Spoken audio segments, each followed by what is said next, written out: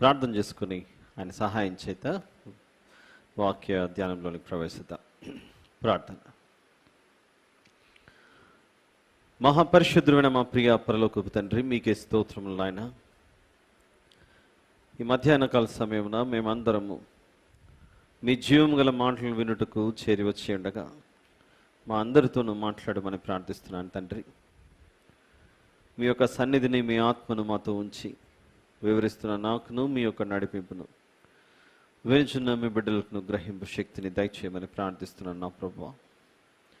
ఈరోజు మేము ఏమై ఉన్నామో అది మీ కృప వలన అయి ఉన్నాం, కానీ మా గొప్పతనం కాదు తండ్రి. మా మనోనేత్రములను తెరిచి మీకు మరింత సమీపస్థులముగా మమ్మల్ని మార్చమని ప్రాధేయపడచ్చు. వినయ మనసుతో, తగ్గింపు హృదయంతో మిమ్మల్ని మాత్రమే హెచ్చిస్తూ ఈ కృతజ్ఞతాస్తుతి ప్రార్థన మా ప్రభువును ప్రియరక్షకుడైన యేసు క్రీస్తు ప్రభుల వారి పేరిట మీకే సమర్పించి ప్రార్థించి వేడుకొంచున్నాను తండ్రి. ఆమెన్.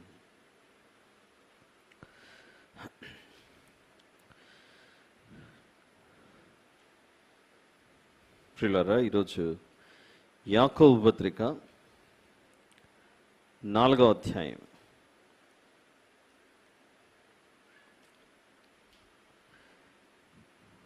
14 నుంచి 17 వచనం వరకు మనం చదువుకున్నాం. మరొకసారి చదివి వివరణలోనికి మనం ప్రవేశిద్దాం. రేపేమి సంభవించునో మీకు తెలియదు. మీ జీవం ఏపాటిది? మీరు కొంతసేపు కనబడి అంతలో మాయమైపోవు ఆవిరి వంటి వారే. కనుక ప్రభు చిత్తమైతే మనము బ్రతికి ఉండి ఇది అది చేతమని చెప్పుకొనవలను. ఇప్పుడైతే మీ డంబముల యందు అతిశయపడుచున్నారు. ఎట్టి అతిశయమంతయు చెడ్డది. కాబట్టి మేలైనది చేయనెరిగి అలాగూ చేయని వానికి పాపము కలుగును. చదువుకున్న ఈ భాగంలో దేవుడు మనల్ని అందరినీ ఒక ప్రశ్న అడుగుతున్నాడు. 14వ వచనంలో 2 పదాల ప్రశ్న ఇది. It's a question. మీ జీవమే పాటిది. మీ అని ఉంది కదా అని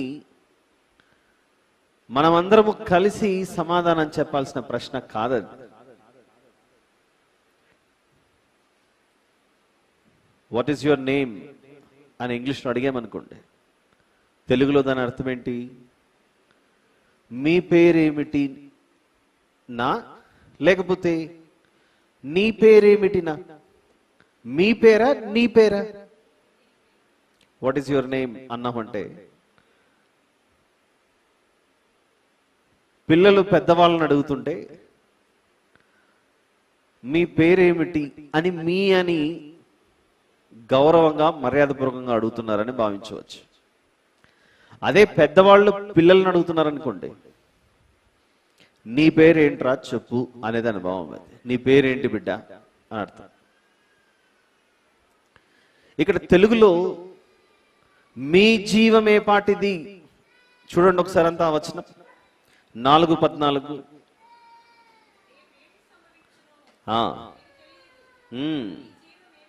మీ జీవమే పాటిది అని ఉన్నప్పుడు మీ అనుంది కనుక ఇక్కడ కూర్చున్న మనం అందరము కలిసి సమాధానం చెప్పాల్సిన ప్రశ్ననా, లేకపోతే ఇండివిజువల్గా ఒక్కొక్కరము దేవునికి సమాధానం చెప్పాల్సిన ప్రశ్ననా? ఇది అందరం కలిసి చెప్పాల్సినదా, లేకపోతే ఒక్కొక్కరము కలిసి చెప్పాల్సినదా?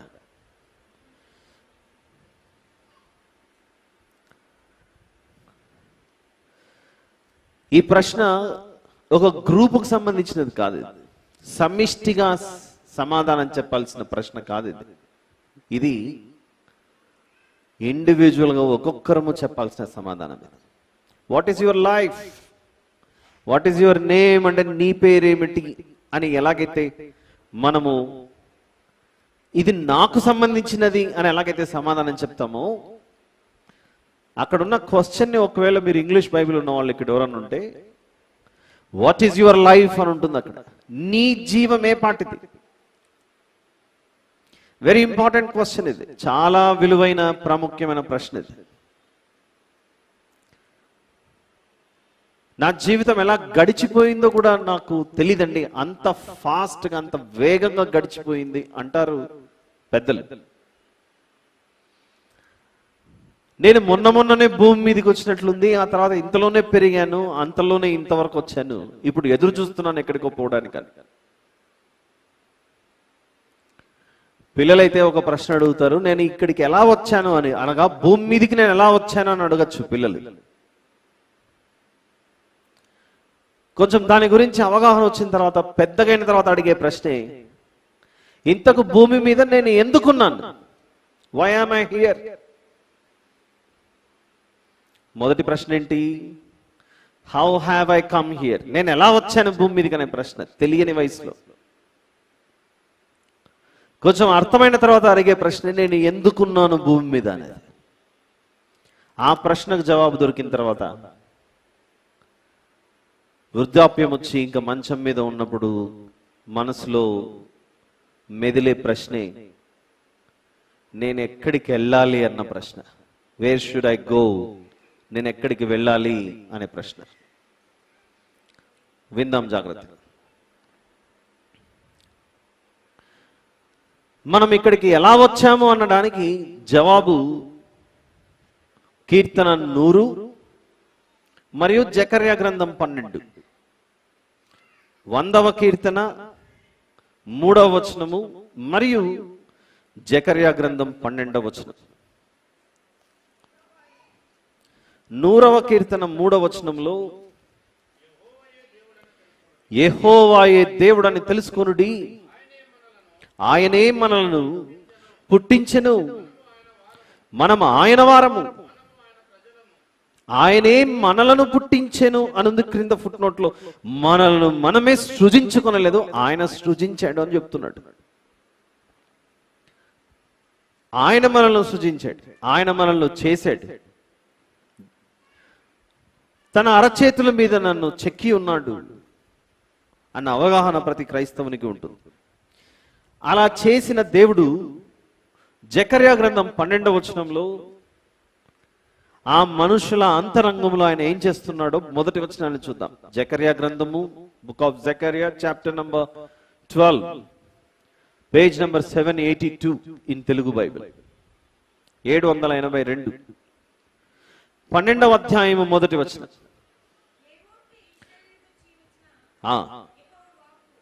యెహోవా వాక్కు ఆకాశ మండలమును విశాలపరచి భూమికి పునాది వేసి మనుష్యుల అంతరంగములో జీవాత్మను సృజించు యెహోవా సెలవిచ్చినదేమనగా అని, మనుష్యుల అంతరంగములో జీవాత్మను సృజించగా మనం జీవించుచున్నాం, చలించుచున్నాం, తిరుగుచున్నాం. 100వ కీర్తన 3వ వచనము మరియు జకర్యా గ్రంథం 12వ అధ్యాయం మొదటి వచనం 2 చదివితే అర్థమవుతుంది. ఈ శరీరమును మనకు దయచేస్తున్నది దేవుడే. శరీరమును దయచేసిన తర్వాత అంతరంగములో జీవాత్మను దయచేస్తున్నది దేవుడే. రక్త మాంసములు మనం భూమి మీద పొందుకున్నాము కనుక దీనిని భూమి మీద మనం విడిచిపెట్టాలి. ఆత్మ పరలోకము నుండి వచ్చినది కనుక దీన్ని క్షేమంగా మనం పరలోకానికి తీసుకెళ్ళాలి. ఇది మనందరి బాధ్యత. ఎలా వచ్చాము అని అంటే, దేవుడు అనుకొనగా మనం వచ్చాం భూమి మీదకి.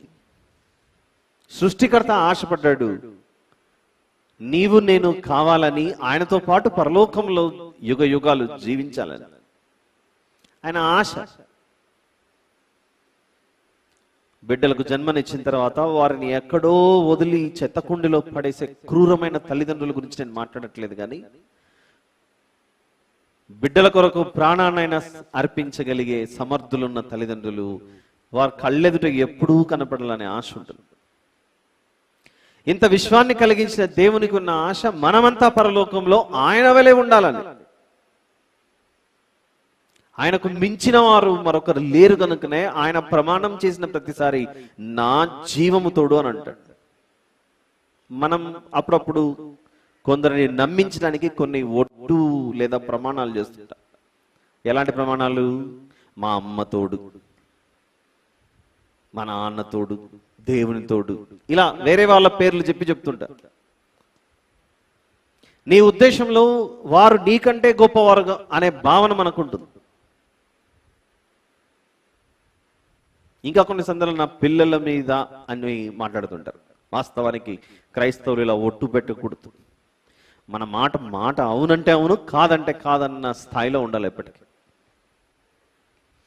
దేవుడు మన గురించి ఆయనకున్న ఆలోచనలను తెలియచేయడానికి పరిశుద్ధ గ్రంథంలో అప్పుడప్పుడు ప్రస్తావించిన సందర్భమే నా జీవము తోడు అని అంటాడు ప్రతిసారి. ఎందుకు ఆయన కంటే ఉన్నతమైన వారి గురించి వారి తోడు అని చెప్పట్లేదు? ఆయన తప్ప ఇంకెవరు లేరు కాబట్టి, ఆయనకు పైన ఇంకెవరు లేరు కనుక మనం ఎలా చెప్పగలము? మనకంటే పైన ఉన్నారు కనుక, ఉన్నతమైన వారు పెద్దవాళ్ళు ఉన్నారు కనుక మనం అలాంటి మాటలు మాట్లాడతాడు. ఆ జీవము కలిగిన దేవుడు మనకు జీవాత్మను దయచేస్తూ ఇష్టపడ్డాడు మనం కావాలని. అయితే మనకి ఈరోజు యాకోబు పత్రికలో ఎదురైన ప్రశ్నే, what is your life to you? అది ప్రశ్న. అక్కడ కొన్ని ప్రశ్నలు మనం అడిగినప్పుడు వెంటనే సమాధానం వస్తుంటుంది. చిన్న ఫస్ట్ బేసిక్ సెంటెన్సెస్ నేర్పించేదే స్కూల్లో. నీ పేరేమిటి? వాట్ ఈస్ యువర్ నేమ్ అంటేనే my name is so and so అని మనం సమాధానం ఇస్తాం. Next, how old are you? నీ వయసు ఎంత అంటే అది కూడా చెప్తాం. Which class are you studying? నువ్వు ఏ క్లాస్ చదువుతున్నావు అంటే దానికి సమాధానం చెప్తాం. ఎందుకంటే అవన్నీ నీకు సంబంధించినవి కనుక. Where are you working now? నువ్వు ఇప్పుడు ఎక్కడ పని చేస్తున్నావు? నీకు సంబంధించినది కనుక నీ దగ్గర సమాధానం ఉంది, వెంటనే చెప్పగలుగుతావు. నీ పేరేంటంటే చెబుతున్నావు, నీ వయసు ఎంత అంటే చెబుతున్నావు, నువ్వు ఏం పని చేస్తున్నావు అంటే అది చెప్తాము, నువ్వు ఎక్కడి నుండి వస్తున్నావు అంటే అది చెప్తాము, నీ ఇల్లు ఎక్కడ అంటే అది చెప్తాము. అన్నిటికీ సమాధానం ఉన్నప్పుడు are we ready to answer to the question which is there in the book of James or letter of James chapter 4 verse number 14. 4వ అధ్యాయం 14వ వచనంలో దేవుడు ఈరోజు మనల్ని అడుగుతున్న ఈ ప్రశ్నకు మన దగ్గర కరెక్ట్ ఆన్సర్ ఉందా? Do we have the right answer today? What is your life? నీ జీవం ఏ పాటిది? నీ జీవితం నీకేమై ఉంది అనే ప్రశ్న అడిగితే మన ఆన్సర్ ఏంటి? మన జవాబు ఏంటి? ఏంటంటే ఇక్కడ కూర్చున్న వాళ్ళందరికీ ఏంటంటే మీ జీవితం దేనికేనంటే కొందరు అంటారు నేను బ్రతికున్నది నా పిల్లల కొరకే అని. మరికొందరు అంటారు నేను బ్రతికున్నది డబ్బు సంపాదించడానికే, సంపాదిస్తే వెళ్ళేటప్పుడు వారందరికీ ఇవ్వచ్చు అని. ఎన్నో రకాలైన జవాబులు మనకు ఉండవచ్చు. ఈరోజు మనం ఇక్కడ నుంచి వెళ్ళేటప్పుడు నిజంగానే దేవుడు నన్ను అడిగితే నా దగ్గర ఉన్న సమాధానం ఏంటి? What is my answer to the question what is your life? ఆదికాండం నుండి ప్రకటన వరకు ఈ 66 పుస్తకాల్లో 2 ప్రాముఖ్యమైన విషయాలు కనబడతాయి. ఒకటి జీవితం, ఇంకొకటి జీవం. ఒకటి జీవితం, ఇంకొకటి జీవం. ఆదాము హవ్వములు భూమి మీద జీవితాన్ని ప్రారంభించారు, జీవాన్ని పోగొట్టుకున్నారు జీవాధిపతిని విడిచిపెట్టి. ఈ జీవమునకు జీవితముకు ఎప్పుడు యుద్ధం జరుగుతూనే ఉంటుంది. There is a war between these two, జీవితం అండ్ జీవం. ఈ జీవితం భూమి మీద మనం కలిగి జీవాధిపతిని చంపాం మనం సిలువ మీద క్రొత్త నిబంధనలు. ఆనాడు యేసు ప్రభు భూమి మీద శరీరధారిగా మన మధ్యలో నివసించినప్పుడు మనుషులు దేవుడిచ్చిన జీవితాన్ని కలిగి ఆయన ఇచ్చిన బలము శక్తిని వీటన్నిటిని పొందుకొని ఆ జీవాధిపతిని అనగా జీవాన్ని దయచేసి ఆ జీవాధిపతిని చంపేశారు. క్రొత్త నిబంధనలో జీవాధిపతిని చంపారు. పాత నిబంధన ఆదికాండం ప్రారంభంలోనే ఏదైనా తోటలో ఈ జీవాధిపతితో సంబంధాలు తెంపేసుకున్నారు ఆజ్ఞను అతిక్రమించి. ఇదే ప్రశ్న భక్తుడైన యోబు గారికి ఎదురైంది. ఏ ప్రశ్న? What is your life? నీ జీవం ఏ పాటిది? లేదా ఆ ప్రశ్న ఇంకొకసారి చూద్దాం. మీ జీవం ఏ పాటిది అనే ప్రశ్న. నా జీవితం భూమి మీద ఉన్న ఈ జీవం ఏ పాటిదో నాకు అర్థమైంది అని యోబు గారు 7వ అధ్యాయంలో, యోబు గ్రంథం 7వ అధ్యాయం, book of Job chapter number 7,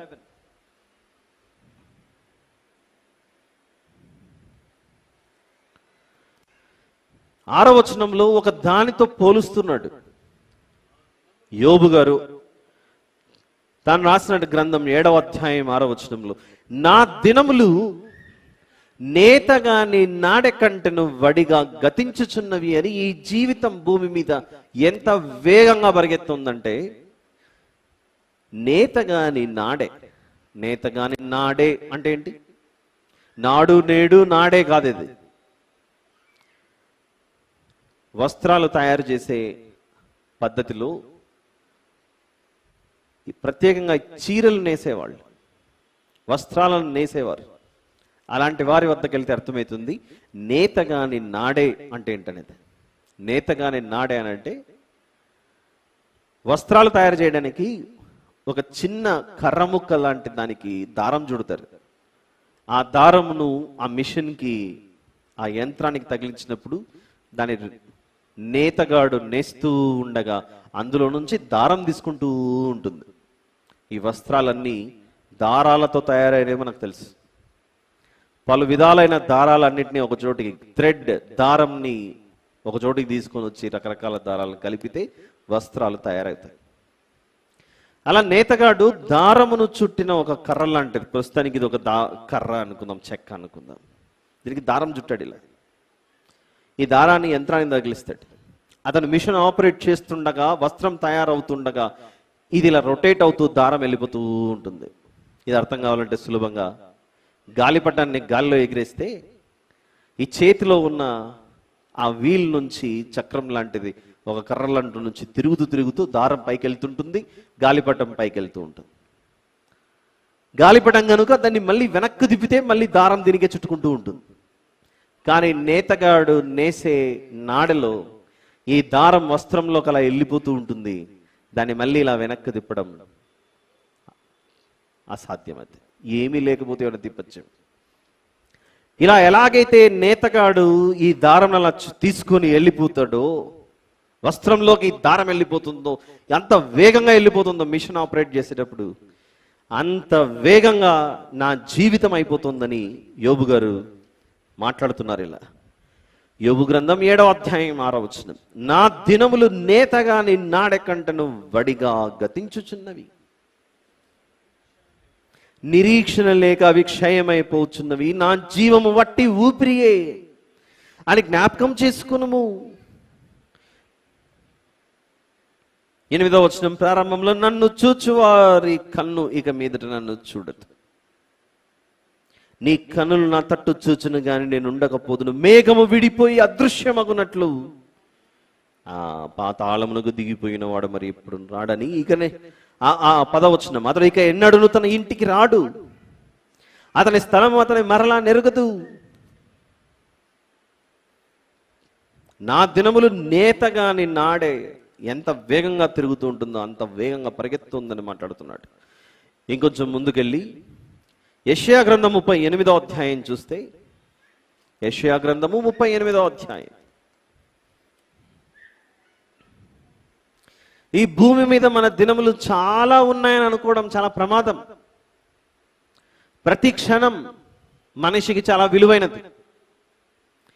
ఒక క్షణాన్ని మనం వ్యర్థపరుచుకున్న దేవుడిచ్చిన విలువైన సమయాన్ని మనం భూమి మీద వృధా చేసుకున్నట్లే. దేని కొరకు మనం సమయాన్ని కేటాయిస్తున్నాం? సమయం దొరికితే టీవీ ముందర కూర్చొని సినిమాలు చూస్తున్నామా? సమయం దొరికితే టీవీల ముందు కూర్చొని సీరియళ్ళు చూస్తూ కూర్చున్నామా? సమయం దొరికితే పార్కులకు తిరుగుతున్నామా, బార్లకు తిరుగుతున్నామా, పబ్బులకు తిరుగుతున్నామా, లేకపోతే సెల్ ఫోన్ తీసుకొని చాటింగ్లు చేస్తున్నామా? సమయం దొరికినప్పుడు అంతా ఇన్స్టాగ్రామ్లు, ఫేస్బుక్లు చూసుకుంటూ సమయాన్ని మనం చూడాల్సినది ఫేస్బుక్ కాదు. ఇప్పుడున్న సమయం మన ఫేస్ని హోలీ బుక్లో చూసుకోవాలి. That is the Bible.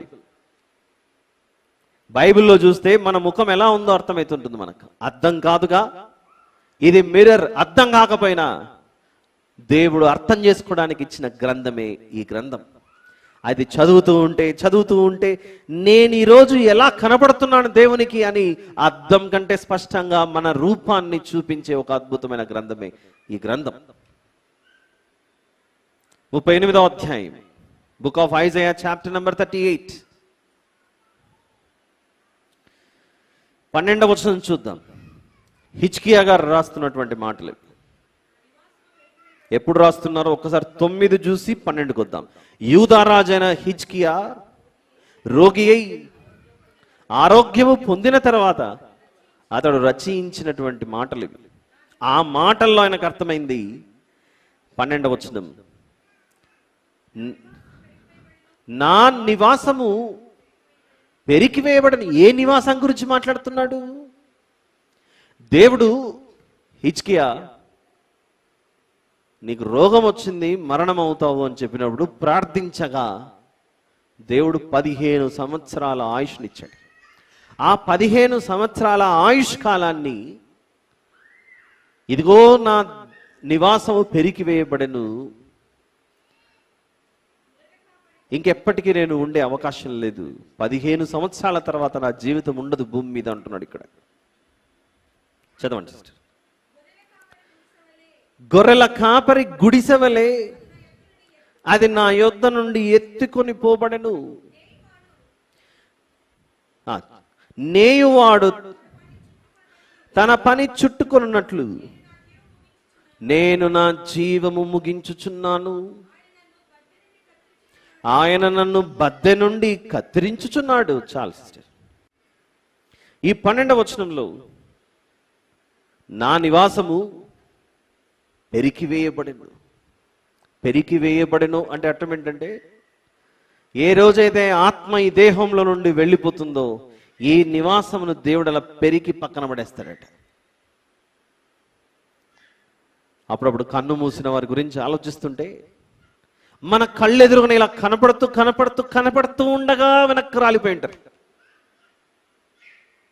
ఎలా సాధ్యమైంది? ఏం జరుగుతోందని అంటే దేవుడు పెరికేశాడు, అయిపోయింది బిడ్డ వచ్చాయన్నాడు అంతే. ఆ క్షణం కొందరికి ముందుగానే సంభవించింది, కొందరికి భవిష్యత్తులో సంభవింపబోయేది. మాట్లాడుతున్న నాకు కూడా ఆ దినం ఖచ్చితంగా వచ్చేదే. చెబుతున్న నేను ఈ చిరకాలం బ్రతికి ఉంటాను అని అనుకుంటే అది నేను చాలా పెద్ద తప్పు చేసిన వాడిని అవుతాను. దేవుడు ఖచ్చితంగా అడిగే ప్రశ్నే, నువ్వు జాగ్రత్తగా ఉన్నావా నీ భక్తి జీవితంలో? 10 మందికి చెబుతున్న నీ భక్తి ఏ పాటిది, నీ జీవితం ఏ పాటిది, నువ్వు ఎలా ఉన్నావు, నీ జీవం ఏ పాటిది? అర్థమవుతుందా?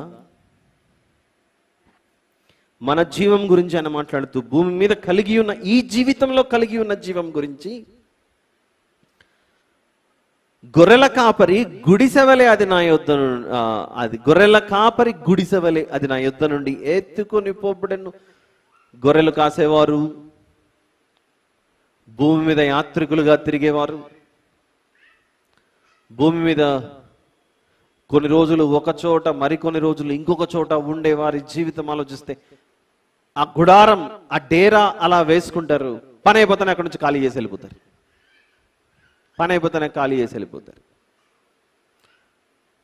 ఎక్కువగా ఇది డిఫెన్స్ ఫోర్సెస్లో అడవుల్లో తిరిగేటప్పుడు అర్థమవుతూ ఉంటుంది. వాళ్ళు డేరాలను తీసుకెళ్తారు, గుడారాలను తీసుకెళ్తారు, వేసుకుంటారు, అక్కడ నుంచి పని అయిపోతేనే మళ్ళీ వెళ్ళిపోతారు. ఈ ఆత్మకు దేవుడిచ్చిన ఈ శరీరం అనేది ఒక గుడారం అట. ఈ గుడారము మన యొద్ద నుండి ఒకరోజు ఎత్తుకొని పోబడుతుందట. ఎత్తుకొని పోబడ్డం అంటే ఎవరో వచ్చి మోసుకెళ్తారు. అది బయటే ఉంటే పనికిరానిది కనుక దేనికి ఉపయోగపడదు కాబట్టి తీసుకెళ్లి భూమిలో పెట్టేస్తారు, ఎత్తుకొని పోతారు. యేసు ప్రభు సమాధిలో ఉంచబడినప్పుడు ఆదివారం వేకువనే మగ్దలేనే మరియా అను స్త్రీ ఆ సమాధి వద్దకు వెళ్ళి యేసు ప్రభు లేచి ఉన్న ఆ సంఘటనను ఎరుగక ఈ ప్రభువునే చూసి ఆయన తోటమాలే అనుకొని నువ్వు నా ప్రభువుని ఎక్కడికైనా ఎత్తుకొని పోయి ఉంటే చెప్పు అని అడుగుతుంది ఆవిడ. చూద్దాం ఆ సందర్భం. యోహాను సువార్త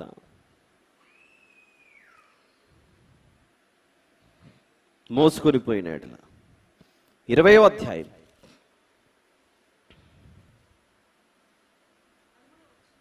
13వ వచనం. వారు, అమ్మా ఎందుకు ఏడ్చుచున్నావని ఆమెను అడుగగా ఆమె, నా ప్రభువును ఎవరో ఎత్తుకొని పోయిరి, ఆయనను ఎక్కడ ఉంచిరో నాకు తెలియలేదని చెప్పాను. ఆమె ఈ మాట చెప్పి వెనుక తట్టు తిరిగి యేసు నిలిచి ఉండుట చూచెను గాని ఆయన యేసు అని గుర్తుపట్టలేదు. యేసు, అమ్మా ఎందుకు ఏడ్చుచున్నావు, ఎవరిని వెతుకుచున్నావు అని ఆమెను అడుగగా ఆయన తోటమాలి అనుకుని, అయ్యా నీవు ఆయనను మోసుకొని పోయిన ఎడలని మోసుకొని పోవడం గురించి మాట్లాడుతుంది ఆవిడ ఉద్దేశంలో. ఈ ఒకానొక దినం వస్తుంది, ప్రతి మనిషి యొక్క దేహమును మోసుకొని పోయే దినం. వచ్చేద్దాం యెషయా గ్రంథం 38లో ఉన్నాం కదా మనం. 38గా అక్కడికి వద్దాం. 12వ వచనం. నా నివాసము పెరికి వేయబడను, గొర్రెల కాపరి గుడిసెవలే అది నా యొద్ద నుండి ఎత్తుకొని పోబడెను. ఇది సత్యం, ఇది నిజం, ప్రతి మనిషిలో జరిగేదే. ఏదో ఒక కారణంగా మనం ఈ నివాసాన్ని విడవలసిన వారు. ఇది చెప్పి వచ్చేది కాదు, చెప్పకుండా వచ్చే పిలుపిది. చెప్పకుండా వచ్చేది గనుక ఎప్పటికైనా మనము దీని విషయంలో సిద్ధంగానే ఉండాలి. ఒక్కసారి అలా పేజ్ తిప్పితే, ఒకే ఒక పేజ్ అలా ముందుకు రండి. 40వ అధ్యాయం యెషయా గ్రంథం 40, chapter number 40, book of Isaiah.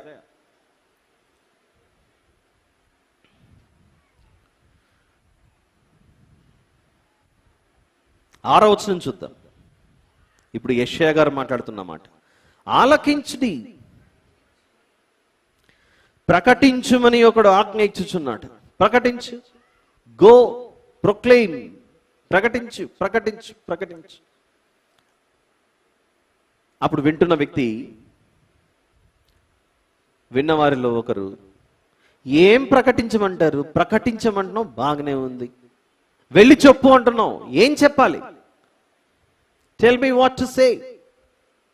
నేను ఏం చెప్పమంటావో చెప్పు అని అంటే అప్పుడు చెబుతున్నాడు, నువ్వు ఏం చెప్పాలంటే సర్వ శరీరులు గడ్డి అయి ఉన్నారని చెప్పు, వారి అందమంతయు అడవి పువ్వు వలె ఉన్నదని చెప్పు, ప్రకటించు అని ఒకరు చెప్తున్నారట. వినే వాళ్ళలో ఒకరు లేచి, అయ్యా నువ్వు ప్రకటించమని చెప్తాను, బానే ఉంది, ఏం ప్రకటించమంటావు? గో, వెళ్ళు, ప్రభువును గురించి కొన్ని మాటలు చెప్పు అని అంటే, వింటున్న వారిలో ఏం చెప్పమంటారండి అని అడిగారట ఒక అతను. ఏమని చెప్పాలి అని అంటే, నువ్వు అందరికీ చెప్పు, ఒకరు కాదు ఇద్దరు కాదు, సర్వ శరీరులు, శరీరమును కలిగిన ప్రతి ఒక్కరు గడ్డి వలె ఉన్నారట. గడ్డి వలె, సర్వ శరీరులు గడ్డి అయి ఉన్నారు, వారి అందమంతయు అడవి పువ్వు వలె ఉన్నది. వారి అందమంతయు అడవి పువ్వు వలె ఉన్నది. మా నాన్న బ్రతికున్నప్పుడు ఒక మాట చెప్పేవాడు, ఒరే బైబిల్లో ఉన్న అందం మోసకరమైనది, అందం అంటే దాని గురించి నీకు ఖచ్చితమైన అవగాహన ఉండాలి మీ ఇద్దరికి, మీకు అని ఒకసారి పంది పిల్లను చూపించాడు. పంది పిల్లను చూపించి, చూసావు ఎంత ముద్దుకుందో, అది కొంచెం పెద్దగైన తర్వాత అక్కడ చూడు, వాళ్ళ అమ్మని చూడు, వాళ్ళ నాన్నని చూడు ఎలా ఉన్నారో పరిస్థితి. పంది పిల్ల కూడా అందంగానే ఉంటుంది, ముద్దుగానే ఉంటుంది. అందుకే కొందరు పందులు కూడా పెంచుకుంటుంటారు ఇండ్లల్లో పెంచుకుంటారు. మన దేశంలో లేదులేండి అలవాటు కొందరికి. పంది పిల్ల కూడా యవన ప్రాయంలో కావచ్చు, చిన్న వయసులో చాలా అందంగానే కనబడుతుంది. కానీ దాని అందమంతా తాత్కాలికమే. మనిషి జీవితం కూడా అలాంటిదే. ఒకవేళ మన వయసు 50, 60 ఉంటే, ఒకవేళ మన దగ్గర 14 నుంచి 15 నుంచి 22, 24, 25 ఏండ్ల వయసులో, లేదా 16 నుంచి 24 ఏండ్ల వయసులో మనం ఎప్పుడన్నా ఫోటో తీసుకొని ఉంటే ఆ ఫోటో పక్కన ఇలా పెట్టుకొని, మన వయసు ఇప్పుడు ఒకవేళ 50 అయి ఉంటే ఆ ఫోటో 2 పక్కన పక్కన పెట్టుకొని ఒకసారి చూడండి. ఈ 2 ఇలా పక్కన పక్కన చూసినప్పుడు చూస్తున్న మనకు అర్థమవుతుంది, ఇది నేనేనా అనే డౌట్ వస్తుంది మనకు. ఇది నిజంగా నేనేనా, ఇలా ఉన్నానా అనే అభిప్రాయం మనకు కలుగుతుంటుంది. ఏమైందనంటే మనం ఒకప్పుడున్న రూపం ఇప్పుడు మనకు లేదు. అది ఎలా మారిందో కూడా మనకు తెలియకుండానే జరుగుతూ ఉంటుంది. I want all of you go back today and verify your photographs. మీరు ఇంటికి వెళ్ళి అందరూ ఒకసారి రెఫర్ చేసుకోండి. 16 ఏండ్ల నుంచి 24 ఏండ్ల లోపు ఉన్న నాటి ఒక ఫోటో తీసి ఇలా పెట్టుకొని, ఇప్పుడు ఎలాగో మన దగ్గర స్మార్ట్ ఫోన్లు, సెల్ ఫోన్లు అన్నీ ఉన్నాయి, ఇప్పుడున్న ఫోటో అలా తీసి క్లిక్ చేసుకొని ఈ రెండింటిని అలా పక్కన పెట్టుకొని చూడండి, మనం ఎలా ఉంటాం మనకు అర్థమైంది. అంటది ఎలా కనబడుతుంటుందో తెలుసా? అలా చక్కగా కనబడుతున్న మనం ఎందుకో తెలియకుండా శిథిలమైపోతున్నట్లు, ముఖం మీద ఏదో ముడతలు, వెంట్రుకలన్నీ చింపిరి అలా ఎలానో మన రూపం అంతా కొంచెం వికారంగా ఉంటున్నట్లు, నేనేనా ఇలా ఉన్నానా, నేను మళ్ళీ అక్కడికి వెళ్ళిపోతే బాగుంటుంది అనే అభిప్రాయం కలిగేలాగా ఉంటుంది మనకు.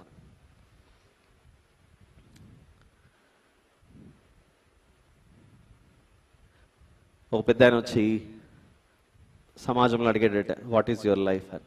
ఒకడన్నాడు, my life is a prison అన్నాడట. నా జీవితం ఒక చెరసాలలాగుంది, ఈ బంధింపబడిన జీవితం లాగుంది నాది. My life is a prison to me. ఎందుకంటే చుట్టూ కష్టాలే, చుట్టూ శ్రమలే, అన్ని ఇబ్బందులే, ఎప్పుడు వేదన, దుఃఖం. అదే ప్రశ్న ఇంకొకడు సమాధానం ఇచ్చాడట, my life is a paradise అన్నాడట. ఆనందం, విశ్రాంతి. ఇద్దరు ఒకటే చోటు ఉన్నారు. ఈ ఇద్దరు సమాధానం చెప్పిన వారు ఒకే ఇంట్లో పెరిగిన వారు.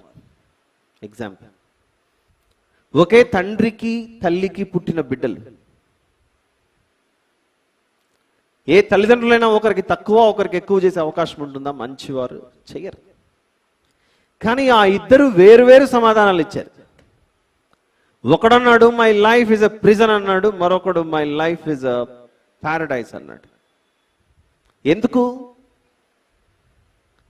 ఒకడు సాతానుతో ఉన్నాడు, అందుకే మన జీవితం ప్రిజన్ గా ఉంది. మరొకడు ప్రభుతో ఉన్నాడు, నాకు ఏమున్నా ఏమి లేకున్నా నా ప్రభు ఉన్నాడు, అందుకే మై లైఫ్ ఇస్ ప్యారడైజ్ అన్నాడు ఒకడు. మరొకడు అన్నాడు my life is a fast అన్నాడు. ఎప్పుడు ఉపవాసమే, కడుపు నిండా ఏమి తీసుకోవాలన్న ఆలోచన కలగట్లేదు, ఫాస్టింగ్ అని ఒకడు అన్నాడు. మరొకడు my life is a feasting అన్నాడు. ఎప్పుడు మై లైఫ్ ఇస్ ఫాస్ట్ అని ఒకడు అన్నాడు. మరొకడు మై లైఫ్ ఇస్ ఫీస్ట్ అన్నాడు. My life is utter disappointment అని ఒకడు అన్నాడు. మై లైఫ్ ఇస్ జాయ్ అన్నాడు మరొకడు. ఎందుకు అంత నిరుత్సాహం, నిట్టూర్పు ఒకడు ఆ విధంగా చెప్పాడు? ఎందుకనంటే ప్రభువులో దొరికే ఆనందం గురించి వాడికి అర్థం అవ్వలేదు కనుక. ఇంకొకటికి అర్థమైంది, యేసు ప్రభువుతో నా జీవితం ఎప్పుడూ మేలైన జీవితమే, నా పాపములను అపరాధములను కడిగి వేసిన తర్వాత నేనెందుకు ఇంకా బంధకాలలో ఉంటాను? నేనెందుకు బంధింపబడిన వాడుగా ఉంటాను సాతాను చెరలో? ఐ గాట్ ఫ్రీడమ్, నాకు స్వేచ్ఛ, ఐ గాట్ ఇండిపెండెన్స్, నాకు స్వాతంత్రం వచ్చింది. ఐగుప్తులో ఉంటే నాకు వేదన, కానీ ఐగుప్తులో నుండి ఎర్ర సముద్రాన్ని దాటించుకొని బయటికి తీసుకొచ్చిన తర్వాత నేనెందుకు బాధపడతాను? మోషే గారు 12 మందిని పంపించాడు వాగ్దాన దేశానికి. ఆ దేశం ఎలా ఉందో చూసిరా పోండి అని. 10 మంది వచ్చి చెప్పారు అది మన కొరుక్కు తినే దేశం అని. మనల్ని చంపివేసే దేశం అని 10 మందికి ఆ దృష్టితో కనపడింది. అయ్యో మేము చచ్చిపోతామన్న దృష్టితో చూశారు ఈ 10 మంది. మిగిలిన 2 మాత్రమే, జాషువా అండ్ కాలేబ్. యెహోషువ గారు, కాలేబ్ గారు, ఈ 2 మాత్రమే మరొక దృక్పథంతో, మరొక దృష్టితో చూస్తున్నారు వారి భవిష్యత్తును. నీ జీవమే పాటిది అన్న ప్రశ్నకు దేవుడు నన్ను వాగ్దాన దేశానికి నడిపించే సమర్థుడు, అందుకే నేను సంతోషంగా ఉన్నానని చెప్పిన 2, కాలేబు, యెహోషువ గారు. దేవుని వాగ్దానం అనగా దేవుని వాక్యం మీద నాకు ఏమాత్రం నమ్మకం లేదు, నేను బంధింపబడి ఇక్కడే చచ్చిపోయే విధంగా ఉన్నాను, ఓడిపోయే విధంగా ఉన్నానని ఆలోచిస్తున్న మిగిలిన 10 మంది. ఈరోజు యాకోబు పత్రిక 4:14 ఆ ప్రశ్న మనకే, మీ జీవం ఏ పాటిది? ఏమై ఉంది నీకు ఈరోజు నీ జీవం గురించి? Do you understand the value of it?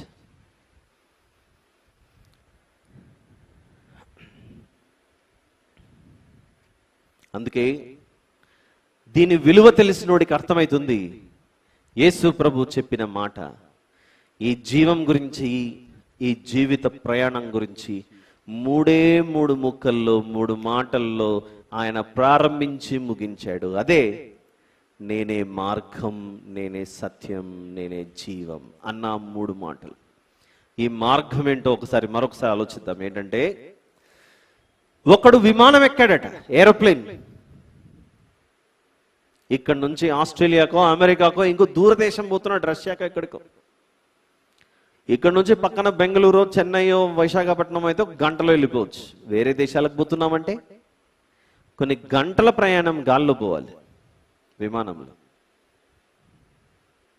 కొన్ని గంటల ప్రయాణం గాల్లో పోవాలంటే గాల్లో కలిసిపోలేదు కదా అంటారుగా, ఆ ఉద్దేశం కాదు ఇక్కడ. అలా విమానంలో కూర్చొని ఒకడికి బోర్ కొట్టిందట. ఆ విమానంలో, ఏరోప్లేన్లో తిరుగుతారు కదా కొంచెం అసిస్టెంట్స్గా, లేకపోతే స్టీవర్డ్స్గా అట్లా తిరిగే వాళ్ళు, కొంచెం అక్కడ వాళ్ళు కూడా వెళ్ళి కూర్చుంటే వీడికి ఉన్నట్లుండి బ్రెయిన్లో ఏదో ఆలోచన కలిగి, నాకు ఎక్కువసేపు కూర్చోబుద్ధి కావట్లేదు, తలుపు తెరుద్దామని గాల్లో ఉన్నాక తలుపు తెరిచాడట. తలుపు తెరిచి అలా ఆకాశంలో కాలు పెడదామని అలా కాలు బయట పెట్టడానికి ప్రయత్నించాడు. ఇంకా విమానం ప్రయాణంలోనే ఉంది. ఆ వార్త టీవీ ఛానల్ అన్ని చోట్ల వచ్చేస్తుంది. విమానం గాల్లో పోతుంటే ఒకడు డోర్ తెరిచాడు, బయటికి పోవాలని ప్రయత్నించాడు అనే ఆలోచన కట్టేసరికి ఒకడు కింద భూమి మీద పోతుండగా సెల్ ఫోన్లో వార్త వచ్చేస్తుందట. ఎన్డీటీవీ అక్కడ ఇక్కడ ఈ టీవీలో ఒకడు ఏరోప్లేన్ డోర్ తెరిచాడు బయట నడవడానికి అని. ఇలా సెల్ ఫోన్లో చూస్తున్న సమయంలో వీడెక్కడ ఉన్నాడంటే ట్రైన్లో ఉన్నాడట.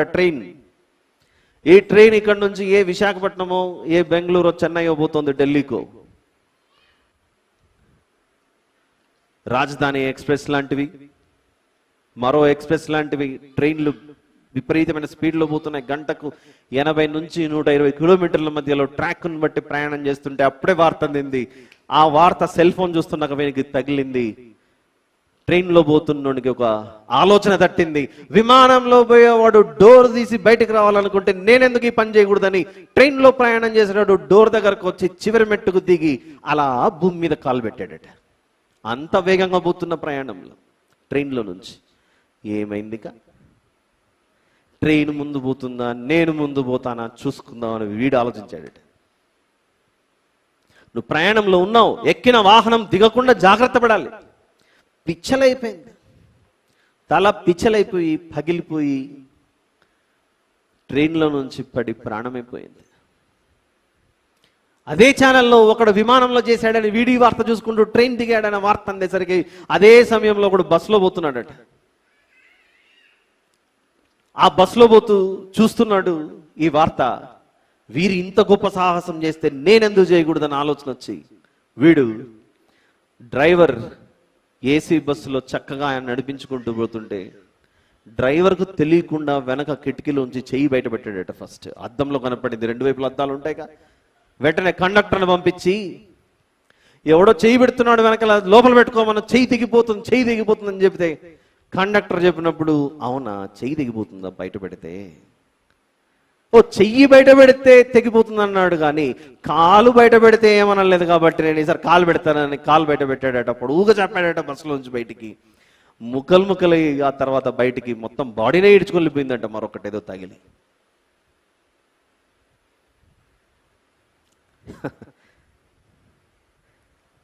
ఇలా 3 ప్రయాణాల గురించి అందింది వార్త.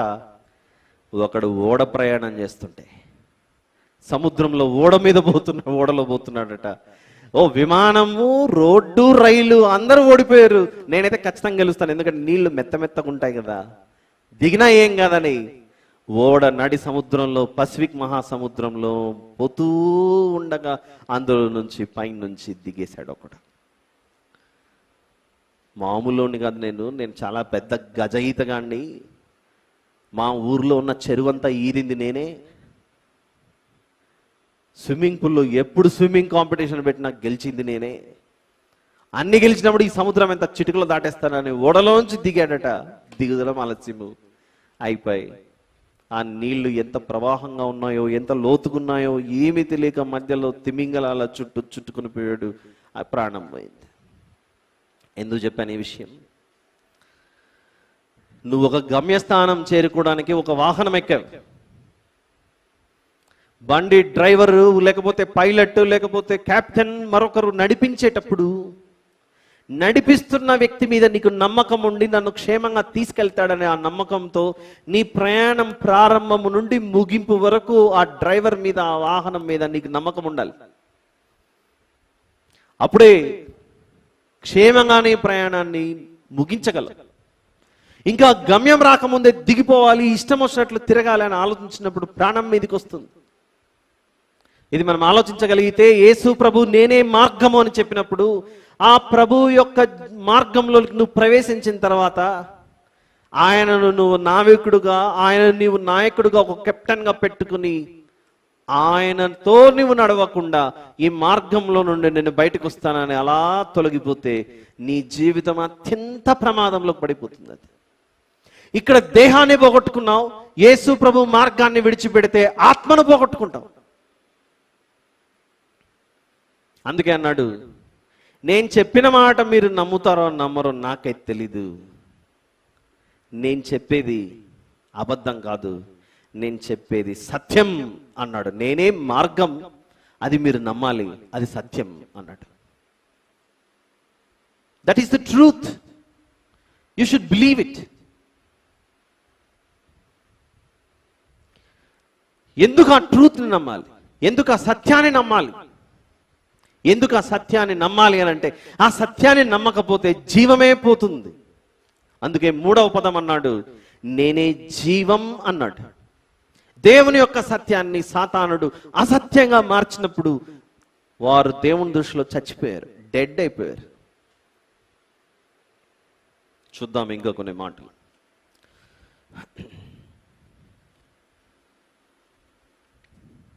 పేతురు గారు రాసిన పత్రికల్లో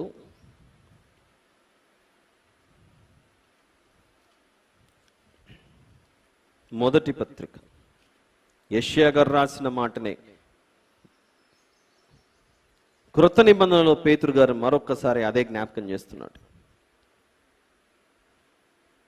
మొదటి అధ్యాయం 24వ వచనం, సర్వ శరీరులు గడ్డిని పోలిన వారు, వారి అందమంతయు గడ్డి పువ్వు వలె ఉన్నది. గడ్డి ఎండును, దాని పువ్వును రాలును, అయితే ప్రభు వాక్యము ఎల్లప్పుడూ నిలుచును అని ప్రకటింపబడిన సువార్త ఈ వాక్యమే. ఈ వాక్యమే, ఈ వాక్యమే మీకు ఆనాడు ప్రకటించబడింది, ఈనాడు ప్రకటించబడుతోంది. Do you believe that? నమ్ముచున్నావా ఇది?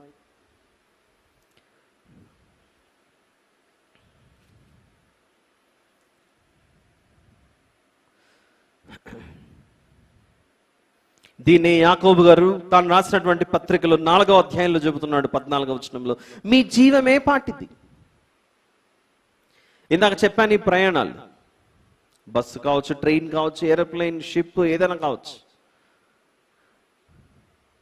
నంబర్ 1, ప్రయాణాన్ని ప్రారంభించిన మనము తొందరపడి వాహనంలోంచి దిగం. అది నడుస్తూ ఉండగా త్వరపడి దిగితే ప్రమాదం కొని తెచ్చుకొని జీవితాన్ని అంతమొందించుకుంటాం. అయితే ఒక పని చేస్తుంటాం. ఏం పని చేస్తామో తెలుసా? ఈరోజు ఎక్కామనుకోండి వెహికల్లోనికి, ఈరోజు వాహనంలోనికి మనం ఎంటర్ అయితే ఎక్కిన క్షణం నుండి మన ఆలోచన అంతా ఏముంటుంది తెలుసా? నా గమ్యం ఎప్పుడు వస్తుంది, నేను చేరుకోవాల్సిన డెస్టినేషన్ ఎప్పుడు వస్తుంది, నేను ఎప్పుడెప్పుడు దిగాలి, నేను ఎప్పుడెప్పుడు ఇందులోంచి దిగి నా ఇంటికి చేరుకోవాలి, నా వారి ఇంటికి నేను ఎప్పుడు చేరుకోవాలని తొందరపడతాను. ట్రైన్ ఎక్కిన మనము, విమానం ఎక్కిన మనం నిజంగా ఆశ ఉంటుందా ఉండదా? నేను ఎప్పుడెప్పుడు దిగాలని ఆశ లేదండి. ఇంకో గంట పోతే బాగుంటుంది, ఇంకా 4 గంటలు లేట్ అయితే బాగుంటుంది, ఇంకో 10 గంటలు లేట్ అయితే బాగుంటుంది. ఈరోజు ఆదివారంగా సెలవులు ఉండొచ్చేమో, సమ్మర్ హాలిడేస్. ఇక్కడ నుంచి ఏదైనా ట్రిప్ వేసుకోండి, ఏ ఊటీకో, కేరళకో, కర్ణాటకలోని కూర్గ్ అనే ప్రాంతానికో, ఇంకో ప్రాంతానికి మీరు ట్రైన్ ఎక్కండి. ఈరోజు డేట్ ఎంత? 19వ తేదీ. ట్రైన్ టికెట్ తీసుకున్నట్టు చెప్పాడు 10 గంటలకు మీరు, అంటే 10 గంటల ప్రయాణం చేస్తే, 10 గంటల ప్రయాణం చేస్తే మీరు ఊటీలో ఉంటారో లేకపోతే గోవాలో ఉంటారో ఏదో చెప్పాడు. ఆ మాట నమ్మి మీరు ఎక్కారు. ఎక్కిన తర్వాత చూస్తూ ఉన్నారు. ఇప్పుడు ఇంచుమించు సమయం 2 అవుతుంది. రేపు మధ్యాహ్నం 2 అయింది, ఇంకా మీకు గోవా రాలే, ఊటీ రాలేదు. ట్రైన్ చాలా బాగుంది, అమ్ముతున్నారు టీ బిస్కెట్, చాయ్ బిస్కెట్ అనుకుంటూ అమ్ముతున్నారు. తినుకుంటే ఇంకా అట్లే పోదామా? ఇంకా రేపు, ఎల్లుండి, అవతల ఎల్లుండి ఇంకా అట్లే తిరుక్కుంటూ పోతామా చెప్పండి? బోగీలు దాటుకొని పోయి ఆ డ్రైవర్ గొంతు పట్టుకుంటాం, ఏమయ్యా ఏం నడుపుతున్నావు ట్రైన్ నువ్వు? నా డెస్టినేషన్ నేను ఎక్కినప్పుడు చెప్పినారు మేము 10 గంటల్లో చేరుకుంటామని, ఇంకా నన్ను ఎందుకు తీసుకెళ్ళట్లేదు, నన్ను ఎందుకు నా గమ్యం చేర్చట్లేదు, ఏం చేస్తున్నావు నువ్వు అని నిలదీస్తాం మనం. అంటే మన డెస్టినేషన్ ఎప్పుడు వస్తుందా అని మనం పరుగులు తీస్తుంటాం. I want to get down from this life, from this journey. ఈ యాత్ర, ఈ ప్రయాణంలో నుంచి నేను త్వరగా దిగాలని ప్రయత్నిస్తాం మనం. కానీ ఆత్మ సంబంధమైన ఈ ఆత్మీయ యాత్ర ఉంది చూసారా? ఈరోజు పాట పాడడం చూసారా? ఆనంద యాత్ర, ఇది ఆత్మీయ యాత్ర అని. ఈ ఆత్మీయ యాత్రలో ఉన్న సత్యం మనకు అర్థమవుతుందా? పరిగెత్తాలి, త్వరపడాలి, వేగిరపడాలి. అబ్రహాము గారు, మిగిలిన విశ్వాసులందరూ ఎదురు చూశారట. మేము భూమి మీద యాత్రికులం ఉన్నాము, ఎప్పుడెప్పుడు మా గమ్యస్థానానికి చేరుకోవాలి, నా ప్రభు ఉన్న స్థలంలోకి నేను ఎప్పుడు వెళ్ళాలి, ఎప్పుడు చేరుకోవాలని ఎదురు చూస్తున్నారట. ఆ ఎదురు చూపులు మనకున్నాయా? భూమి మీద ఉన్నంత కాలము నా భార్య, నా భర్త, నా తల్లి, నా తండ్రి, నా బిడ్డలు, నా కుమారులు అని ఊరికనే మనం ఈ భూ సంబంధమైన, అఫ్ కోర్స్ వారిని ప్రేమించాలి, తన కుటుంబాన్ని సంరక్షించాలి, పోషించాలి, అన్నీ ఉన్నాయి, బాగానే ఉన్నాయి. కానీ నీకు దేవుడు అంటే ఇష్టం లేదు. దేవుని గురించిన మాటలు నీవు బోధించుకోవట్లేదు, నీ కుటుంబానికి చెప్పట్లేదు. ఇశ్రాయేలు చేసిన తప్పిదం అదే. ఆ తప్పిదాన్ని గమనించినటువంటి యెహోషువ గారు చెప్పిన మాట వెంటనే ఆలస్యం చేయకుండా చెప్పాడు, మీరు ఎవరిని సేవించుకుంటారో సేవించుకోండి, నేను నా ఇంటి వారు మాత్రం యెహోవానే సేవిస్తాం, ఎందుకంటే మాకు తెలుసు మా గురి అక్కడ ఉందని. మనం వచ్చాము అక్కడ నుండి, ఇక్కడ నుండి మనం వెళ్ళిపోవాలి. ఇక్కడ నుంచి ఈ విషయం ఎప్పటికీ మర్చిపోకూడదు మనిషి. అయితే వెళ్ళిపోయే ముందు మనము ఒక దానిని సంపాదించుకొని వెళ్ళాలి. అదేంటంటే యోహాను సువార్త 10వ అధ్యాయం 10.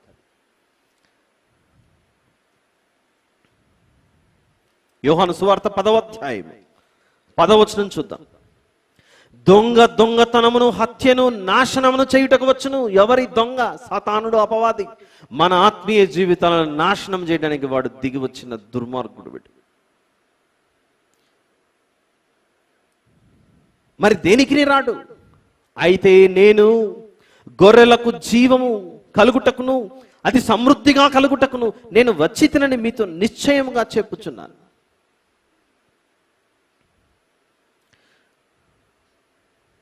మనం అందరం ఇక్కడికి వచ్చాం. వెళ్ళిపోయేటప్పుడు మీకు ఎవరికి తెలియదేమో, అక్కడ టేబుల్ మీద నేను కొన్ని పెట్టేసి వచ్చాను. వెళ్ళే ముందు అక్కడ ఎవరు పంచరు. ఎవ్రీ వీక్ మీకు రిఫ్రెష్మెంట్స్, స్నాక్స్ అందుతాయి. ఈ వారం కూడా అందుతాయి. కానీ ఈరోజు స్పెషల్గా చిన్నపిల్లల నుండి పెద్దల వరకు ప్రతి ఒక్కరికి 1 గ్రాము గోల్డ్ ఉచితం. వెళ్ళేటప్పుడు తీసుకొని వెళ్ళండి, మర్చిపోకుండా. నమ్ముతారా ఈ విషయాన్ని? మీరు నమ్మరు. 1 గ్రామ్ గోల్డ్, రోల్డ్ గోల్డ్ కూడా కాదు, నిజంగానే 1 గ్రామ్ గోల్డ్. ఎవరు పంచరు, అనే అందరికి సరిపడి మొత్తం తెచ్చిపెట్టా. అక్కడ అందరికంటే ఫస్ట్ వెళ్ళిన వారు నిజంగానే నమ్మకంగా 1 గ్రామ్ గోల్డ్ తీసుకొని వెళ్ళొచ్చా? అవకాశం ఉందా చెప్పండి? మంచోళ్ళు కాబట్టి మీరు తీసుకెళ్ళొచ్చేమో. ఒకవేళ మనం పబ్లిక్ అనౌన్స్మెంట్ చేసామనుకోండి, రోడ్డు మీద ఫుట్పాత్ మీద పెట్టి రోడ్లో పోయే వాళ్ళందరికీ 1 గ్రామ్ గోల్డ్ ఫ్రీ అన్నామంటే ఎగబడరా జనాలు? అందరికంటే ఫస్ట్ వెళ్ళిన వాడు మొత్తం ఒక పెద్ద సంచి అలాంటి కాటన్ బాక్స్ తెచ్చుకుంటాడు ఫస్ట్. నువ్వు ఇక్కడ పంచుతున్నావు, నేను పక్క వీధిలోకి వెళ్ళి పంచుతానని చెప్పేసి తీసుకొని వెళ్ళిపోతాడు. ఎందుకు చెప్తున్నానంటే, ఆయన యోహాను సువార్త 10:10లో జీవము అన్నది సమృద్ధికి ఇస్తున్నాడట. చూడండి, అక్కడ జీవము కలుగుటకును అది సమృద్ధిగా కలుగుటకును నేను వచ్చి తినని మీతో నిశ్చయంగా చెప్పుచున్నాను. ఈరోజు ఇప్పుడు ఫ్యాన్లు లైట్లు ఉన్నాయి కాబట్టి ఓకే. కొన్ని వారాల క్రితం పూర్తిగా కరెంటు పోయింది మనకి ఇక్కడ. బాగుందా చెప్పండి పరిస్థితి? ఆ రోజు ఒక్కపోత భరించలేని పరిస్థితి.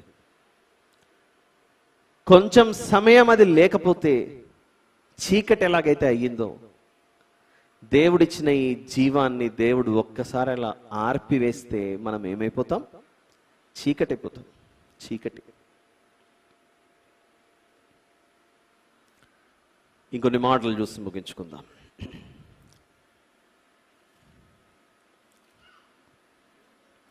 యోహాను గారు రాసిన మొదటి పత్రిక 5వ అధ్యాయం. యోహాను గారు రాసిన మొదటి పత్రిక 5వ అధ్యాయం 11వ వచనం చూద్దామా? యోహాను గారు రాసిన మొదటి పత్రిక 5వ అధ్యాయం 11వ వచనం. ఆ సాక్ష్యమేమనగా, దేవుడు మనకు నిత్య జీవమును దయచేశాడు. ఈ జీవము ఆయన కుమారుని యందున్నది. ఈ జీవము ఆయన కుమారుని యందున్నది. ఎందుకు ఇందాక గోల్డ్ ఎగ్జాంపుల్ చెప్పానంటే, అక్కడ ఉంది కనుక వెళ్ళండి తీసుకోండి అని చెప్తున్నాను. ఓకే, ఇప్పుడు ఒక విషయం విందాం. నిజంగానే అక్కడ పెట్టాను అనుకుంది కొద్దిసేపు.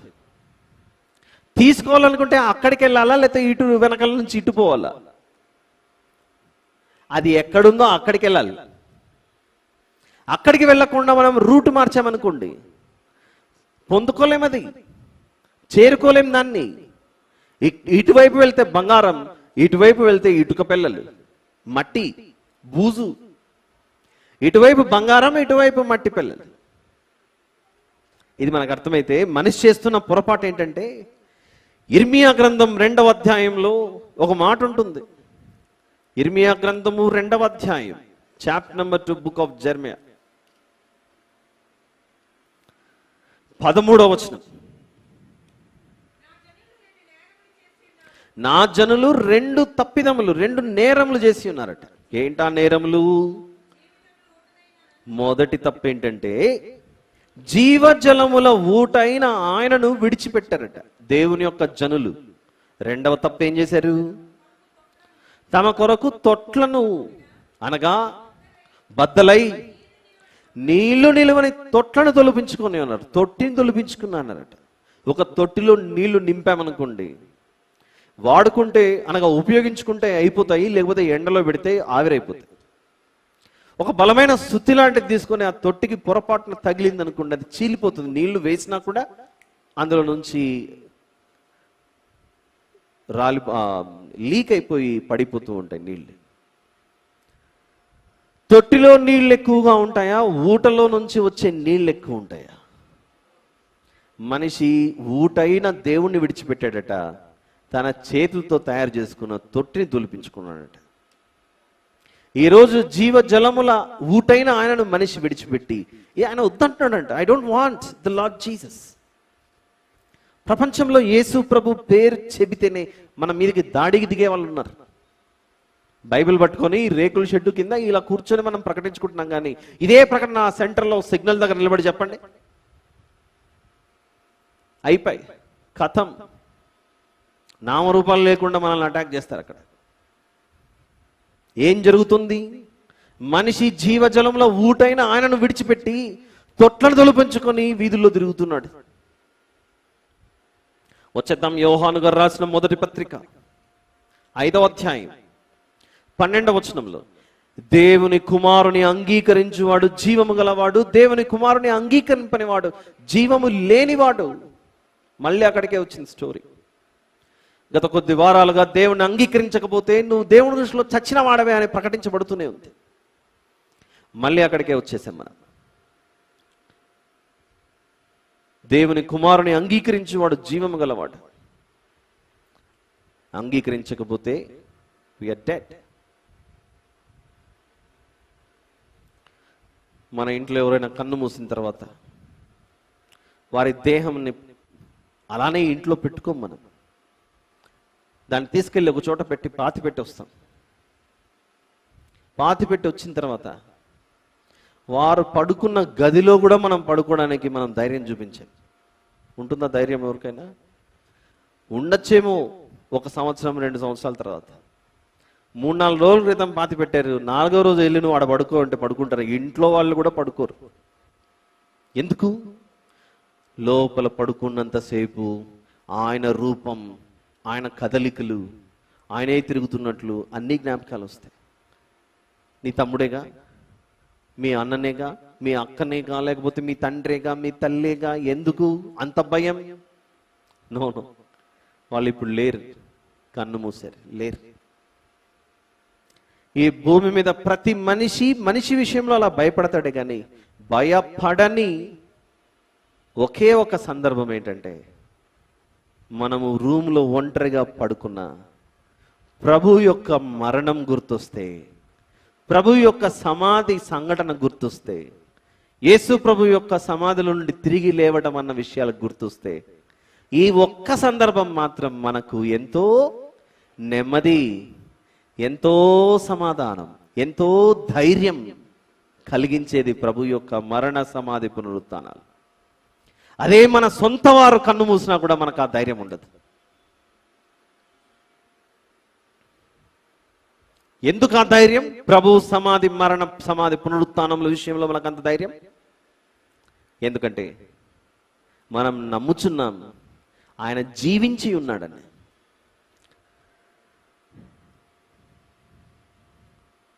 కొందరు చెప్పచ్చు బైబిల్లో ఉన్న మాటను బట్టి, మేము సిలువ వేయబడిన క్రీస్తును ప్రకటించుచున్నామని. కానీ ఇక్కడ ఒక అడుగు ముందుకు వేసి మేము పునరుత్థానుడైన క్రీస్తును ప్రకటించుచున్నాం. ఎందుకు? ప్రభువు లేపబడకపోతే, ప్రభువు లేచి ఉండకపోతే మేము ఆయన సిలువను గురించి చెప్పినా కూడా ప్రయోజనం లేదు. సిలువ మీద మరో 2 కూడా వ్రేలాడదీయబడ్డారు, ప్రభువు కూడా వ్రేలాడదీయబడ్డాడు. కానీ తేడా, వ్యత్యాసం ఏంటంటే ఆయన తిరిగి లేచాడు, ఆయన ఇంకా సమాధిలో లేడని ప్రకటిస్తున్నాం. అందుచేత మనిషి తెలుసుకోవాల్సినటువంటిది, ఆయన మార్గం ఎలాగైతే పరలోకం నుండి భూమి మీదికి, భూమి మీద నుండి పరదేశుకు, పరదేశు నుండి మళ్ళీ భూమి మీదకి వచ్చి ఆత్మరూపిగా పరలోకానికి ఎలాగైతే వెళ్ళిపోయాడో, మనము కూడా ఆ విషయం మీద మనసు ఉంచాలట. చూద్దాం, ఆ మాట చదువుకొని ముందుకెళ్దాం. కొలస్సీ పత్రిక 3వ అధ్యాయం, letter to Colossians chapter number 3 verse number 1, మొదటి వచనం. మీరు క్రీస్తుతో కూడా లేపబడిన వారైతే పైనున్న వాటినే వెదకుడి, అక్కడ క్రీస్తు దేవుని కుడి పార్శ్వమున కూర్చుండి ఉన్నాడు.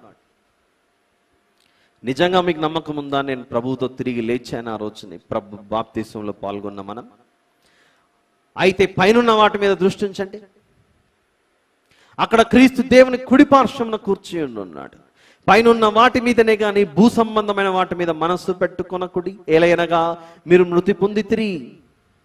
యేసు ప్రభు సిలువ మరణం, సిలువకేసి తన దేహాన్ని కొట్టి వ్రేలాడదీసినప్పుడు చెప్తున్నాడు, నాయనా నీ అతిక్రమములను పాపములను నేను సిలువ మీద భరించాను, వాటన్నిటిని నేను మోసి ఈరోజు ఈ సిలువ మీద పలికిన మాటే మిమ్మల్ని క్షమించాలన్న మనసుతోనే, తండ్రి వీరేమి చేయించున్నారో వీరెరుగురు గనుక వీరిని క్షమించు అనే మాట అన్నానంటే నా హృదయం నిండా నిండుకొని ఉన్నది. వీరి పక్షాన వీరు చెల్లించవలసిన మూల్యాన్ని నా అమూల్యమైన రక్తం ద్వారా నేను చెల్లించాను, వీరు చెల్లించాల్సిన పని లేదు. ఇప్పుడు వారు నమ్మి విశ్వసించి ఇదిగో నా రక్షకుడు అని అంగీకరిస్తే అదే నాకు చాలు, అదే నాకు తృప్తి, అంతకంటే ఇంకేం నాకు అవసరం లేదంటున్నాడు ప్రభు. చూద్దాం 3వ వచనం. ఒక్కొక్క వచనాన్ని చదువుతుంటే నిజంగా మనం అందులో ఉన్నట్లుగా ఊహించుకొని మనం అర్థం చేసుకోవాలి దాన్ని. మీ జీవము, మీ జీవము, మీ అంటే మన జీవితం, నీ నా మనందరిది ఇండివిజువల్ మన జీవము క్రీస్తుతో కూడా దేవుని యందు దాచబడి ఉన్నదట. It's a treasure. యుగ యుగాలు జీవించాలంటే అది దాచబడి ఉన్నదట. ప్రభువులో మన లైఫ్ దాచబడి ఉన్నది. దాచబడిన ధనాన్ని వెతికినట్లు వెతికి ఆయనను మనం పొందుకోవాలి. 4వ వచనం, మనకు జీవమై ఉన్న క్రీస్తు ప్రత్యక్షమైనప్పుడు మీరును ఆయనతో కూడా మహిమయందు ప్రత్యక్షపరచబడుదురు. That's a great honour. It's a great privilege. ఈ దేశ ప్రధానమంత్రి రాష్ట్రపతి వచ్చి, బాబు రానా నీతో ఫోటో తీసుకోవాలనుకుంటున్నాను అని మనల్ని పిలిచాడు అనుకోండి, what a great privilege that we have. అంత గొప్ప అర్హత, హోదా. మనల్ని పిలిచి నీతో ఒక సెల్ఫీ తీసుకొచ్చారన్నాడు. అక్కడ ఎవరు? దేశాధ్యక్షుడు అన్నాడు. ఇక్కడ 4వ వచనంలో ఆయనతో కూడా మహిమయందు మనం ప్రత్యక్షపరచబడాలట. ఆయన మేఘాలలో కనబడుతుంటే మనము ఆయన పక్కన కనపడాలట. పోయి సాతానుతో సంతలోకంలోకి ప్రవేశించకూడదు. దేవునితో సొంత లోకానికి వెళ్ళవలసిన మనం సాతానుతో సంతలోకానికి వెళ్ళకూడదు. అల్లరే గోలే అక్కడంతా.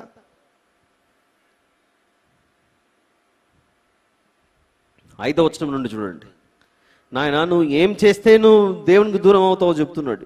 భూమి మీదనున్న మీ అవయవములను అనగా జారత్వమును, ఇదొక పరీక్ష.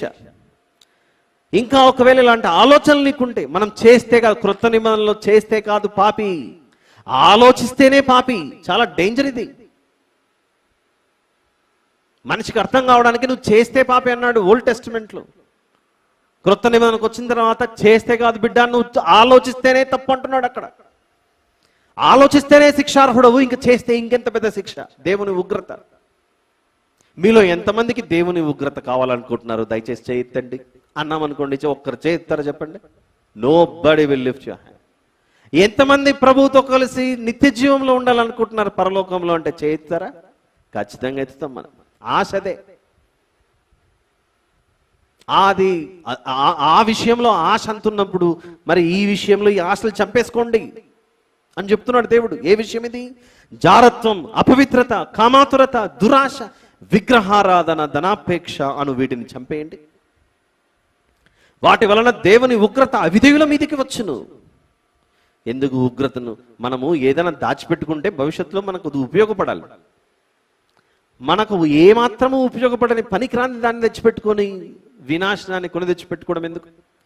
లేదండి మేమేం చేయట్లేదు, మాలో జారత్వం లేదు, అపవిత్రత లేదు, కామాతురత లేదు, దురాశ లేదు, విగ్రహారాధన లేదు, ధనాపేక్ష లేదు, ఇవేమి లేవు, మేము బాగానే ఉన్నామని అనుకుంటే వెంటనే 8వ వచనం నుండి మరొక లిస్ట్ తయారు చేస్తున్నాడు దేవుడు. 8వ వచనం, మీలో ఇంకా కొన్ని లోపాలు కనబడుతున్నాయని మనందరితో మాట్లాడుతున్నాడు. ఒకటి కోపం, ఆగ్రహం, దుష్టత్వం, దూషణ, మీ నోట బూతులు, ఒకే నాలుకతో మందిరంలో దేవునికి స్తోత్రము అనే పాట పాడటం, దేవుని స్తుతించుడి అనే మాట మాట్లాడడం, అదే నాలుకతో బయటికి వెళ్ళిన తర్వాత అన్ని బూతు మాటలే.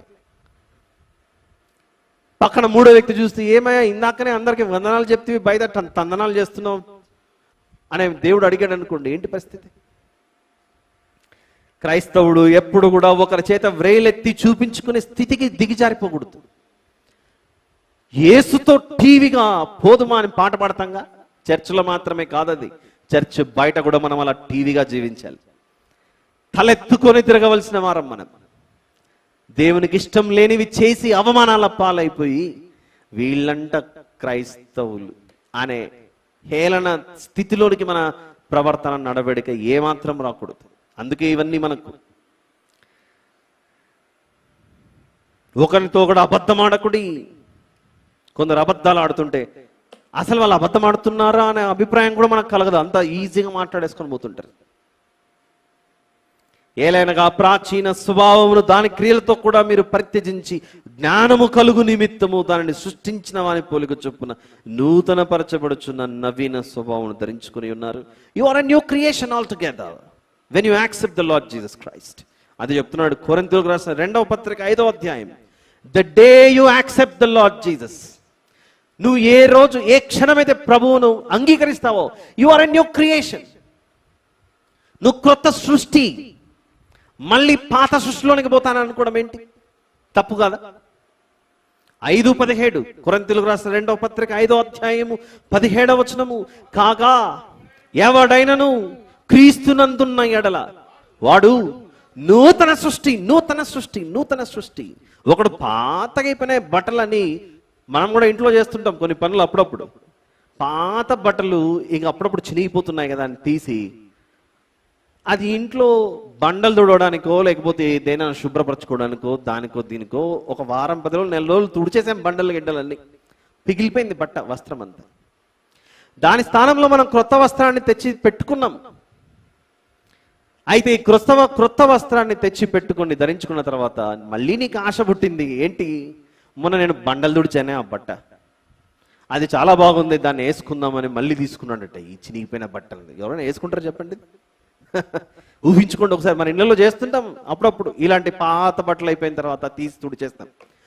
అది ఎంత రోతనో ఎంత గలీజో, విడిచిపెట్టిన ఆ వస్త్రాన్ని మళ్ళీ ఇంకొకసారి వేసుకోమో, బండలు తుడిచిన తర్వాత బూజులు చూసిన తర్వాత అన్ని చేసిన తర్వాత మళ్ళీ ఆ వస్త్రం దగ్గరికి ధరించుకోవడానికి ఎలాగైతే ఇష్టపడమో, క్రీస్తునందున్న ఎడల నూతన సృష్టి అన్నప్పుడు ప్రభువును అంగీకరించి ఈ సృష్టిలోనికి వచ్చిన తర్వాత మళ్ళీ ప్రభువును విడిచి పాత జీవితంలోకి వెళ్ళిపోయి మళ్ళీ లోక సంబంధమైన వండించుకున్నామంటే ఇందాక చెప్పిన ఆ మలినమైన పాత వస్త్రం కంటే ఘోరమైనది మన బ్రతుకు. No, the way how the Lord Jesus is a role model for us. Bible ఒకనే చెప్పలేదు, నేను క్రీస్తును పోలి నడుచుకొనుచున్న ప్రకారం మీరు నన్ను పోలి నడుచుకొనుడి అని అంటే ఏంటో తెలుసా? పౌలు గారికి యేసు ప్రభు రోల్ మోడల్ అట. ప్రభువును పాటిస్తున్న మనం, వెంబడిస్తున్న మనం కూడా ఈ లోకానికి ఎలా కనపడాలి? సమాజానికి ఒక రోల్ మోడల్గా కనపడాలట. ఒక రోల్ మోడల్గా కనపడకుండా మనం అందరి చేత వ్రేలెత్తి చూపించుకునే స్థితికి రాకూడదు. అయితే చూసాంగా, శరీరం అన్నది ఆదాము నుండి మనం పొందుకుంటే దీన్ని భూమి మీద మన్నైనది మన్నుకు విడిచిపెట్టి, జకర్యా గ్రంథం 12లో ఒక మాట చూసాం. ఎవరన్నా తీసుంటే దయచేసి ఒకసారి చదవండి. జీవాత్మను దయచేసిన దేవుడు, సృజించి నరులకు జీవాత్మను దయచేస్తున్న దేవుడు, సృజించిన దేవుడు. జకర్యా గ్రంథము 12వ అధ్యాయము 1వ వచనంలో, ఆకాశ మండలమును విశాలపరచి భూమికి పునాది వేసి మనుషుల అంతరంగములో జీవాత్మను సృజించు యెహోవా సెలవిచ్చినదేమనగా, మనుషుల అంతరంగంలో జీవాత్మను దేవుడు చేశాడట. మన జీవాత్మను ఏం చేయాలి? ఏం చేయాలో కూడా చెప్దాం. దానికి కూడా యేసు ప్రభు ఒక మోడల్ ఉంచిపోయాడు. మనం ఉద్యోగాలు చేస్తున్నాం అనుకోండి, ఎక్కడైనా పోని ఒక ఇల్లు అద్దెకు తీసుకుని ఉన్నాం అనుకోండి, ఆ ఉద్యోగం నుంచి కానీ లేకపోతే ఇంట్లో నుంచి వెళ్ళిపోయేటప్పుడు ఆ ల్యాండ్ లార్డ్, ఆ యజమానికి, అయ్యా మీ ఇంట్లో నేను ఇన్ని సంవత్సరాలుగా అద్దెకున్నాను, అయిపోయింది, ఇప్పుడు నేను వేరే చోటుకి వెళ్ళిపోతున్నాను, ఇదిగో నువ్వు నాకు ఏ స్థితిలో ఇల్లు ఇచ్చావో ఆ స్థితిలో మళ్ళీ నీకు ఇల్లు అప్పచెప్తున్నాను, నీ ఇంటికి తాళం ఇది అని మొత్తం అన్ని నీట్గా అప్పచెప్పి ఆ యజమానికి అప్పచెప్పి వెళ్ళిపోతాం. అలా కాకుండా ఇల్లు ఖాళీ చేసేటప్పుడు మన వస్తువులతో పాటు ఆ ఇంటికి ఉన్న కిటికీలు, ఆ ఇంటికి ఉన్న తలుపులు, ద్వారాలు, ఆ ఇంట్లో ఉన్న ట్యాపులు ఏమేమి ఉన్నాయో మొన్న అన్ని విప్పేసుకొని తీసుకొని పోం. మనం ఆ ఇంటి యజమానికి అవన్నీ ప్రాపర్గా హ్యాండ్ ఓవర్ చేసి వెళ్తాం. అలానే ఉద్యోగస్తులైతే రిసిగ్నేషన్ చేసినప్పుడు లేదా రిజైన్ చేసినప్పుడు లేకపోతే రిటైర్మెంట్ అయిపోయినప్పుడు ఆ కంపెనీలో ఉద్యోగం చేసే వాళ్ళకి ఒక ల్యాప్టాప్, ఒక ఐడి కార్డో లేకపోతే ఇంకొకటి ఏదైనా ఇచ్చింటే, అయ్యా ఇంతటితో ఈ కంపెనీకి నేను స్వస్తి పలుకుతున్నాను, ఇవన్నీ తీసుకో, నీవు తీసుకోవాల్సి నీవు ఇచ్చేయి, నాకు కావాల్సినవన్నీ ఇచ్చేయి అని చెప్పేసి ఇచ్చేసి వస్తాం. ఒకవేళ ఇవ్వలేదనుకోండి ఇంటి యజమానికి, అప్పచెప్పకపోతే ఆయన ఏం చేస్తాడు? నువ్వు కరెక్ట్గా అప్పచెప్పలేదు కనుక నీకు పెనాల్టీ వేయాల్సిందే, నీకు ఫైన్ వేయాల్సిందే, నీకు శిక్ష వేయాల్సిందే అని మనకు రావాల్సినవి ఇవ్వకుండా అన్ని ఆపేస్తాడు. అర్థమవుతుందా ఈ విషయం? ఇది మనకు అర్థమైతే జకర్యా గ్రంథం 12లో ఏం చూసాం మనం? మనకు జీవాత్మను ఆయన దయచేస్తున్నాడట. జీవాత్మను ఆయన దయచేస్తున్నందుకే యేసు ప్రభు మనకు మాదిరి ఉంచాడు. ఏ మాదిరి? ఆయన సిలువ మీద వేలాడినప్పుడు వెళ్ళిపోయే ముందు, this is my final exit from this body, ఈ బాడీలో నుంచి నా ఎగ్జిట్ ప్రాసెస్ నేను కంప్లీట్ చేస్తున్నాను, నేను ముగిస్తున్నాను, ఇంతటితో నా జీవితం అయిపోతుంది అని ఆయన వెళ్లే ముందు ఏం చేశాడంటే, లూకా సువార్తలో యేసు ప్రభు సిలువ మీద పలికిన 7 మాటలలో చివరి మాటే మనందరికీ తెలుసు. తండ్రి, లూకాసు వార్త 23:46 అప్పుడు యేసు గొప్ప శబ్దంతో కేక వేసి, తండ్రి, నీ చేతికి ఈ భూమి మీద నా ఆత్మను అప్పగించుకొనుచున్నానని జీవాత్మను దయచేసిన దేవునికి ఆత్మనలా అప్పచెప్పి ఆ ఎగ్జిట్ ప్రాసెస్ కంప్లీట్ చేశాడు. ఆయన ఎవరు? యజమాని. ఇవన్నీ ఎందుకు చేశాడు యేసు ప్రభు? మనకు మాదిరి ఉంచడానికి, మోడల్గా. నేను ఎలా చేశానో మీరు అలా చేయాలి. నా ముగింపులో నా ఆత్మను దేవునికి అప్పచెప్పి కన్ను మూశాడు. తండ్రి, నీ చేతికి నా ఆత్మను అప్పగించుకొనుచున్నాను. తండ్రి అయిన దేవుడు మన ఆత్మను అంగీకరించాలంటే మొదట ఒక పని చేయాలి. అదే యేసు ప్రభు పలికిన 7 మాటల్లో మొదటి మాట, ఎదుటివారి తప్పులను క్షమించాడు. మనం ఎదుటివారి అపరాధములను క్షమిస్తేనే ఆయన మన అపరాధములను క్షమిస్తాడని ప్రార్థన చేస్తాంగా. గుర్తున్న మాటలు? అలా క్షమించి కనికరము చూపిస్తేనే ఆయన మన పాపములను క్షమిస్తాడట. అలా ప్రారంభించినటువంటి ఆయన మత్తయి సువార్త 6వ అధ్యాయము 15 మత్తయి సువార్త 6:15 మీరు మనుషుల అపరాధములను క్షమింపకపోయిన ఎడల మీ తండ్రియు మీ అపరాధములను క్షమింపడు. అలా కనికరము, జాలి, కృప, క్షమాపణ అన్న దానితో ప్రభువు మీద పలికి అందరితో సమాధానమును కలిగి ఆ తర్వాత వెళ్ళిపోయే ముందు నా ఎగ్జిట్ ప్రాసెస్ ఇలా కంప్లీట్ చేస్తున్నాను. నాకు ఆత్మనిచ్చింది దేవుడే, ఆ తండ్రి అయిన దేవునికి నా ఆత్మను, తండ్రిని చేతికి నా ఆత్మను అప్పగించుకుంటున్నానని చెప్పి అప్పచెప్పేసి వెళ్ళాడు. ఈరోజు నువ్వేం చేస్తున్నావు బిడ్డ? నీ ఆత్మతో షికార్లు తిరగాలనిపిస్తుందా?